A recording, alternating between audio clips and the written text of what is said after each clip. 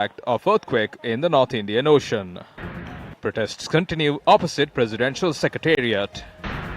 New coronavirus baptized COVID-19 by WHO.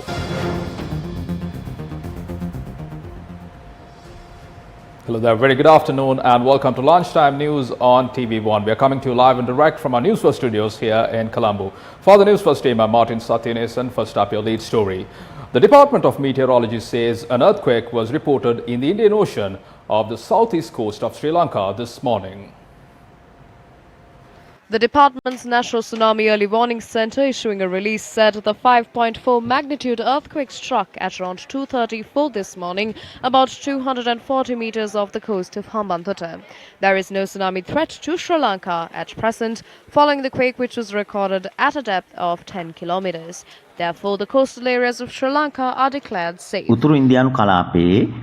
The earthquake was reported in the Indian Ocean off the south coast of Sri Lanka in the region of 5 north and 40 north, 83 of east and 48 of south at about 2:45 a.m.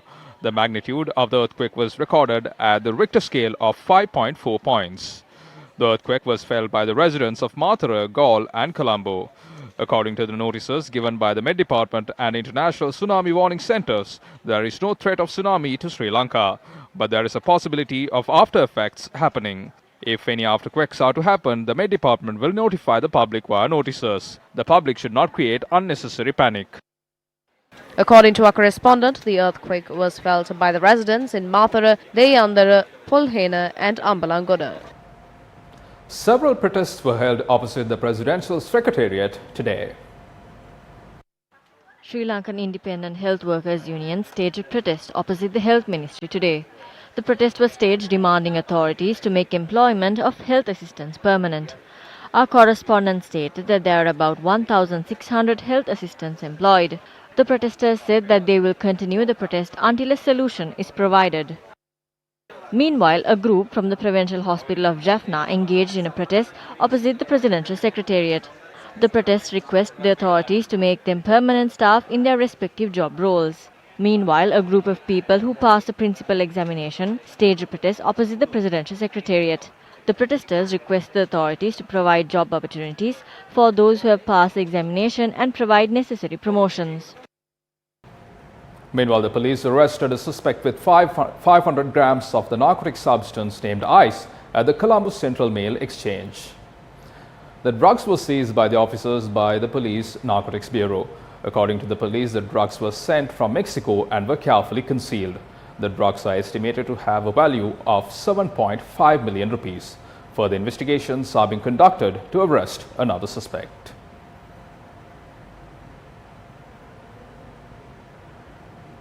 Moving on with more local news, a clean drinking water project spearheaded by the government. The program was declared open at the Sugeshwara Mahavidyalaya in Mathura this morning. The school, which provides education up to ordinary level, accommodates 205 students at present. We are now joined by Newsfirst Zulfiq Farzan with the latest update. Well, it's the dry season here in down south, and we are here at the Sugeshwara Mahavidyalaya in Aklas, where government just declared open a drinking water project for the benefit of the children of the school. As you can see, they are enjoying this new provision of the new facility given to their school, and this school provides education to around 205 children, including its staff as well. So the government, the project has been successful in declaring open a drinking water project for the benefit of the school and its students as well as the staff. And as I said, it's a dry season, and this indeed is the sign of relief.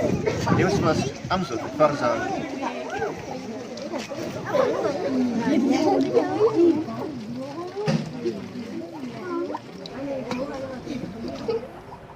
In more local news, Colombo Chief Magistrate Rangadisa said the court does not have an ability to free former Chief of Defence Staff Ravindra Vijay Gunaratna and Laksiri Amarasinghe charged with aiding and abetting former Navy Lieutenant Commander Chandana Prasad Hettiarachchi, who has been charged with abducting 11 youths. The magistrate said that the Criminal Investigations Department has presented sufficient evidence against the two suspects. The magistrate added that therefore the requests made by the attorneys representing the suspects cannot be facilitated. Moving on with more local news, the air quality index for Colombo stood at an unhealthy level of 119 as at 12 noon today. The index is unhealthy, especially for sensitive groups. The National Building Research Organization says air pollution levels in Colombo and several other areas have increased. These include Putlam, Vaunia, Kandy and Kurunagala. Senior scientist at the NBRO, Sarath Premasuri, said air quality index figures for those areas exceeded the 100 level mark this morning. He said prevailing air pollution levels could last for the rest of this month. A house in Manipai, Navali Road in Jaffna near the Murugamurthy Kovil was damaged by 3 unidentified men.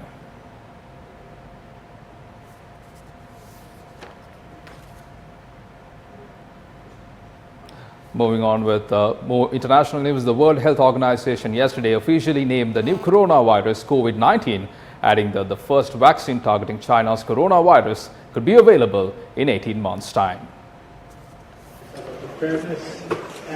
World Health Organization.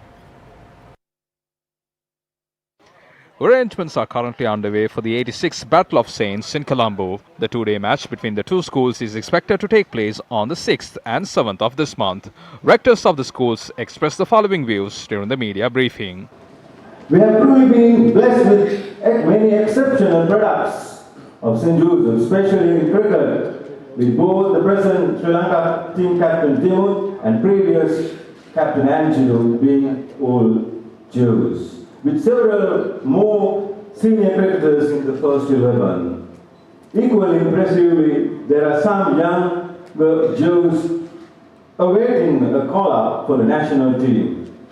I wish them all the very best in their upcoming assignments on behalf of our great country.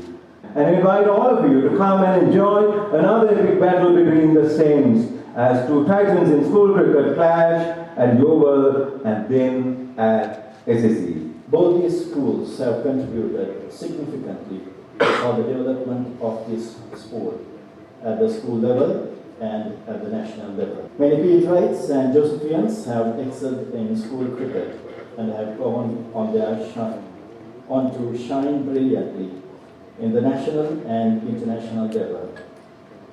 This is a tangible evidence of our genuine investment towards the development of the game of cricket in Sri Lanka. The main objective of the annual Jockey cricket encounters are to foster and nourish the bonds of friendship, brotherhood, and the family spirit that prevails between these both leading schools. Jockey brings together the experience of an extended family reunion, while the old Peterites and old Joes go down memory lane and relive their glorious memories of their unforgettable school days. The present boys look up to the old boys to be inspired and motivated, to be loyal and deeply committed to their alma mater. Jehandi Silva will lead St. Joseph's College at this year's Battle of the Saints, while Shannon Fernando will lead the Peterites. During a long history of 86 years, St. Joseph's College Colombo have clinched victory in 12 occasions, while the Peterites have won 10 times. Moving